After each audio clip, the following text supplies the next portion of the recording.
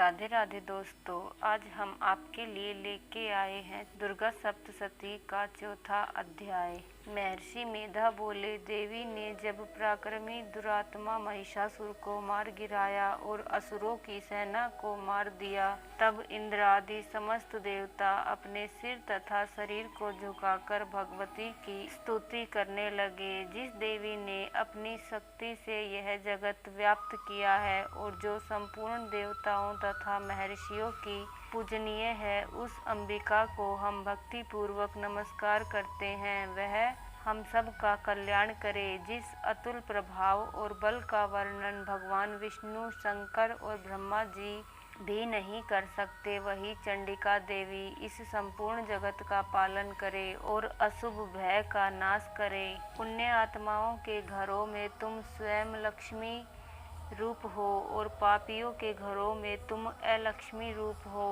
और सतकुल में उत्पन्न होने वालों के लिए तुम लज्जा रूप होकर उनके घरों में निवास करती हो। हम उस दुर्गा भगवती को नमस्कार करते हैं। हे देवी, इस विश्व का पालन करो। हे देवी, हम तुम्हारे अचिंत्य रूप का किस प्रकार वर्णन करें। असुरों के नाश करने वाले भारी पराक्रम तथा समस्त देवताओं और दैत्यों के विषय में जो तुम्हारे पवित्र चरित्र हैं, उनको हम किस प्रकार वर्णन करें। हे देवी, त्रिगुणात्मिका होने पर भी तुम संपूर्ण जगत की उत्पत्ति का कारण हो। हे देवी, भगवान विष्णु, शंकर आदि किसी भी देवता ने तुम्हारा पार नहीं पाया। तुम सबकी आश्रय हो। यह संपूर्ण जगत तुम्हारा ही अंश रूप है, क्योंकि तुम सबकी आदिभूत प्रकृति हो। हे देवी, तुम्हारे जिस नाम के उच्चारण से संपूर्ण यज्ञों में जब देवता तृप्ति लाभ करते हैं, वह स्वाहा तुम ही हो। इसके अतिरिक्त तुम पितरों की तृप्ति का कारण हो, इसलिए सब आपको स्वधा कहते हैं। हे देवी, वह विद्या जो मोक्ष की देने वाली है, जो अचिंत्य महाज्ञान स्वरूपा है, तत्वों के सार को वश में करने वाले, संपूर्ण दोषों को दूर करने वाले, मोक्ष की इच्छा वाले मुनि जन जिसका अभ्यास करते हैं, वह तुम ही हो। तुम वाणी रूप हो और दोष रहित ऋग तथा यजुर्वेदों की एवं उद्गीत और सुंदर पदों के पाठ वाले सामवेद की आश्रय रूप हो। तुम भगवती हो। इस विषय की उत्पत्ति एवं पालन के लिए तुम वार्ता के रूप में प्रकट हुई हो और तुम संपूर्ण संसार की पीड़ा हरने वाली हो। हे देवी, जिससे सारे शास्त्रों को जाना जाता है, वह मेधा शक्ति तुम ही हो, और दुर्गम भव सागर से पार करने वाली नौका भी तुम ही हो। लक्ष्मी रूप से विष्णु भगवान के हृदय में निवास करने वाली और भगवान महादेव द्वारा सम्मानित गौरी देवी तुम ही हो। मंद मुस्कान वाले निर्मल पूर्ण चंद्र बिंब के समान और उत्तम सुरवण की मनोहर कांति से कमनीय तुम्हारे मुख को देखकर भी महिषासुर क्रोध में भर गया। यह बड़े आश्चर्य की बात है। और हे देवी, तुम्हारा यही मुख जब क्रोध से भर गया तो उदय काल के चंद्रमा की भांति लाल हो गया और तनी हुई बोहों के कारण विकराल रूप हो गया। उसे देखकर भी महिषासुर के शीघ्र प्राण नहीं निकल गए।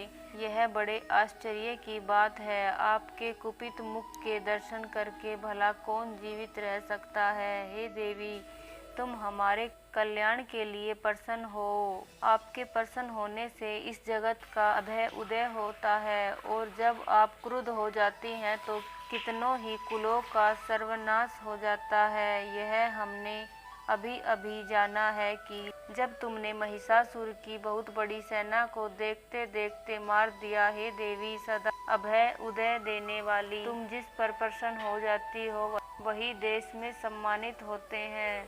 उनके धन यश की वृद्धि होती है, उनका धर्म कभी शिथिल नहीं होता है, और उनके यहाँ अधिक पुत्र पुत्रियाँ और नौकर होते हैं। हे देवी, तुम्हारी कृपा से ही धर्मात्मा पुरुष प्रतिदिन श्रद्धा पूर्वक यज्ञ करता है और धर्मानुकूल आचरण करता है, और इसके प्रभाव से स्वर्गलोक में जाता है, क्योंकि तुम तीनों लोकों में मनवांछित फल देने वाली हो। हे माँ दुर्गे, तुम स्मरण करने पर संपूर्ण जीवों के भय नष्ट कर देती हो और स्थिर चित्त वालों के द्वारा चिंतन करने पर उन्हें और अत्यंत मंगल देती हो। हे दारिद्र मुख नाशनी देवी, तुम्हारे सिवा दूसरा कौन है? तुम्हारा चित्त सदा दूसरों के उपकार में लगा रहता है। हे देवी, तुम शत्रुओं को इसलिए मारती हो कि उनके मारने से दूसरों को सुख मिलता है। वह चाहे नरक में जाने के लिए चिरकाल तक पाप करते रहे हो, किंतु तुम्हारे साथ युद्ध करके सीधे स्वर्ग को जाते हैं, इसलिए तुम उनका वध करती हो। हे देवी, क्या तुम दृष्टिपात मात्र से समस्त असुरों को भस्म नहीं कर सकती? अवश्य ही कर सकती हो, किंतु तुम्हारा शत्रुओं को शस्त्रों के द्वारा मारना इसलिए है कि शत्रुओं के द्वारा मरकर वे स्वर्ग को जाएं। इस तरह से हे देवी, उन शत्रुओं के प्रति भी तुम्हारा विचार उत्तम है। हे देवी, तुम्हारे उग्र खड्ग की चमक से और त्रिशूल की नोक की कांति की किरणों से असुरों की आंखें फूट नहीं गई। उसका कारण यह था कि वह किरणों से शोभायान तुम्हारे चंद्रमा के समान आनंद प्रदान करने वाले सुंदर मुख को देख रहे थे। हे देवी, तुम्हारा शील बुरे वृतांत को दूर करने वाला है और सबसे अधिक तुम्हारा रूप है, जो न तो कभी चिंतन में आ सकता है और न जिसकी दूसरों से कभी तुलना ही हो सकती है। तुम्हारा बल व पराक्रम शत्रुओं का नाश करने वाला है।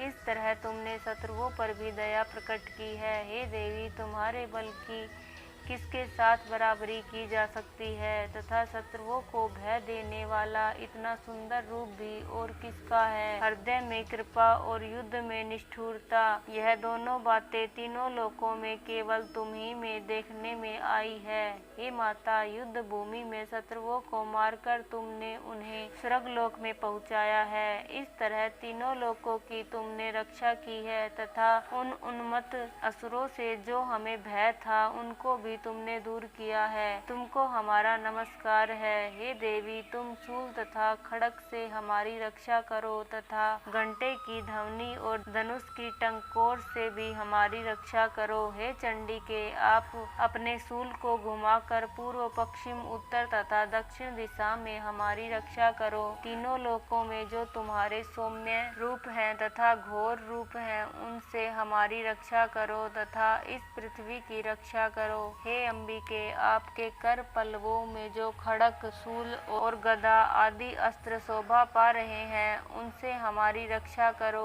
महर्षि बोले कि इस प्रकार जब सब देवताओं ने जगत माता भवानी की स्तुति की और नंदवन में पुष्पों तथा गंध अनुलेपनों द्वारा उनका पूजन किया और फिर सबने मिलकर जब सुगंधित व दिव्य धूपों द्वारा उनको सुगंधित निवेदन की, तब देवी ने प्रसन्न होकर कहा, हे देवताओं, तुम सब मुझसे मनवांछित वर मांगो। देवता बोले, हे भगवती, तुमने हमारा सब कुछ कार्य कर दिया, अब हमारे लिए कुछ भी मांगना बाकी नहीं रहा, क्योंकि तुमने हमारे शत्रु महिषासुर को मार डाला है। हे महेश्वरी, तुम इस पर भी यदि हमें कोई वर देना चाहती हो तो बस इतना वर दो कि जब जब हम आपका स्मरण करें, तब तब आप हमारी विपत्तियों को हरण करने के लिए हमें दर्शन दिया करो। हे अंबिके, जो कोई भी तुम्हारी स्तुति करे, तुम उसको वित्त, समृद्धि और वैभव देने के साथ ही उनके धन और स्त्री आदि संपत्ति बढ़ावे और सदा हम पर प्रसन्न रहे। महर्षि बोले, हे राजन, देवताओं ने जब जगत के लिए तथा अपने लिए इस प्रकार प्रसन्न किया तो बस तथास्तु कहकर देवी अंतर ध्यान हो गई। हे भूप, जिस प्रकार तीनों लोकों का हित चाहने वाली वह भगवती देवताओं के शरीर से उत्पन्न हुई थी, वह सारा वृत्तांत